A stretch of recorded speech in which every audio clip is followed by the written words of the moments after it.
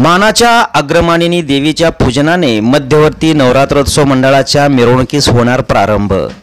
सोलापूर शहरात उद्या विजयादशमीनिमित्त सीमोल्लंघन मिरवणुकीस मानाच्या अग्रमानिनी देवीचे पूजन बलिदान चौक येथे पोलीस आयुक्त एम राजकुमार, आमदार विजयकुमार देशमुख, आमदार सुभाष देशमुख, आमदार देवेंद्र कोठे यांच्या शुभ हस्ते होऊन सार्वजनिक मध्यवर्ती नवरात्रोत्सव मंडळाच्या मिरवणुकीस प्रारंभ करण्यात येणार असल्याची माहिती उत्सव अध्यक्ष ब्रह्मदेव गायकवाड यांनी पत्रकार परिषदेत दिली।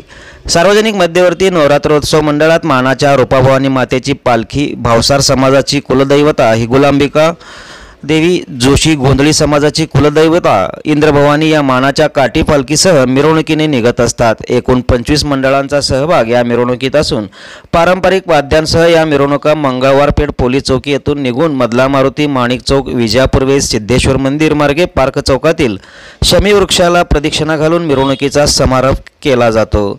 अनावश्यक खर्च टाळून नवरात्रोत्सव मंडळांनी पूरग्रस्तांना मदत करावी असे आवाहन उत्सव अध्यक्ष ब्रह्मदेव गायकवाड यांनी पत्रकार परिषदेत केले आहे। या पत्रकार परिषदेस दत्तात्रय मेनकुदळे, माजी उत्सव अध्यक्ष प्रशांत कांबळे, विजय पुकाळे, निलेश शिंदे, आशिष उपाध्ये यांची उपस्थिती होती।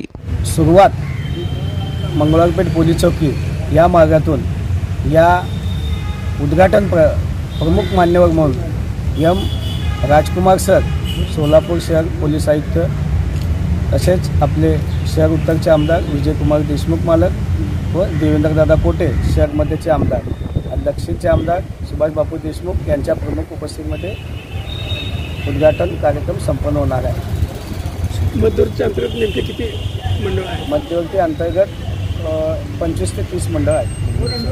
महापालिकेच्या वतीने पूर्ण काळजी घेण्यात